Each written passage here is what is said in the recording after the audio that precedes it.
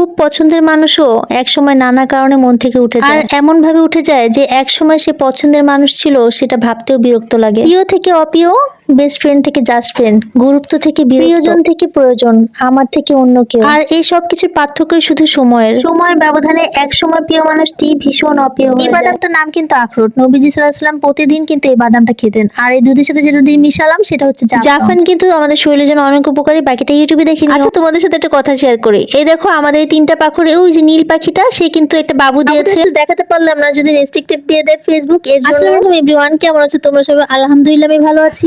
তোমাদের সাথে আমি একটা মজাদার রান্না শেয়ার করব, আর আমার প্রিয় ডিম দিয়ে সেটা রান্না করব। একটা কথা কি জানো, মানুষ যখন কাউকে ভালোবাসে তখন তাকে বিভিন্ন রূপ নিয়ে ভালোবাসে। যেমন আমি ডিম ভালোবাসি, তো ডিম ভাজা খেতে ভালোবাসি, ডিম পোস্ট খেতে ভালোবাসি, আবার ডিম রান্না করেও খেতে ভালোবাসি। ডিম আমাকে যেভাবে দেখ না কেন আমার কিন্তু প্রচন্ড রকমের ভালোবাসা কাজ করে। এরকম কোন মানুষ যদি কাউকে ভালোবাসে তখন তাকে সব রকম রূপে ভালোবাসে। সেই মানুষটা যেমনই হোক না কেন তার পজিটিভ নেগেটিভ সবকিছু মিলিয়ে কিন্তু তাকে ভালোবাসে। গাইস, অনেক কথা বলে ফেললাম। আজকে তোমাদেরকে সুন্দর একটা ডিমের রান্নার রেসিপি শেয়ার করব। প্রথমে কিন্তু আমি কড়াইতে একটু তেল দিয়ে নিয়েছিলাম, সাথে আমি দিয়ে দিলাম জিরা ফোড়ন দেওয়ার পরে আমি পেঁয়াজটাকে ভালো মতো ভেজে তারপর কাঁচা টমেটো দিয়ে দেবো। তরকারিতে একটু টক ফ্লেভার আসলে টকটা কিন্তু মানে তরকারিটা অনেক সুন্দর হয়, মজাদার হয়। তারপর দিয়ে দিলাম একটু হলুদ, মরিচের গুঁড়া, তারপর দিয়ে দিলাম একটু, আমরা আসলে ঝালটা একটু বেশি খাই এর জন্য মরিচের গুঁড়াটা একটু বেশি দিয়েছি। সাথে দিয়ে দিতে হবে লবণ দিয়ে দিলে কিন্তু টমেটোটা খুব জলদি নরম হয়ে যাবে। কাঁচা টমেটো দেখে এখন আমাকে ভাজি খেতে মন চাচ্ছে। আচ্ছা, তোমরা এবার কে কে কাঁচা টমেটো ভাজি খেয়েছো তারা অবশ্যই কমেন্টস করে জানাবা। আমি দিয়েছি কিন্তু এটা স্কিপ হয়ে গেছে, দেখাতে ভুলে গিয়েছি। পাশের চুলায় কিন্তু আমি ডিম আর আলুটাকে সুন্দর করে ভেজে নিয়েছিলাম। আলুগুলো কিন্তু সিদ্ধ করা ছিল।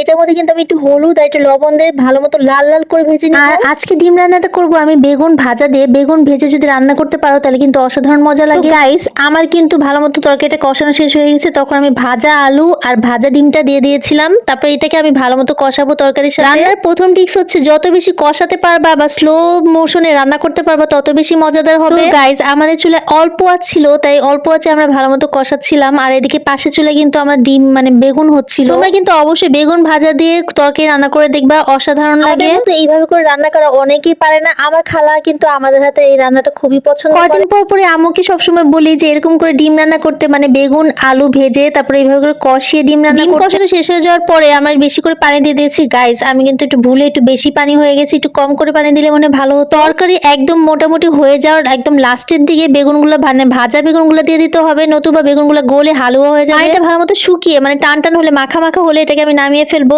সো ওটাকে ভিডিও করতে ভুলে গেছি গাইস, সো সরি। দেখো ডিমটা আমার দিকে কিভাবে তাকিয়ে আছে। মাঝে মাঝে আমার মনে হয় আমি ডিম খাওয়ার জন্যই পয়দা হয়েছি।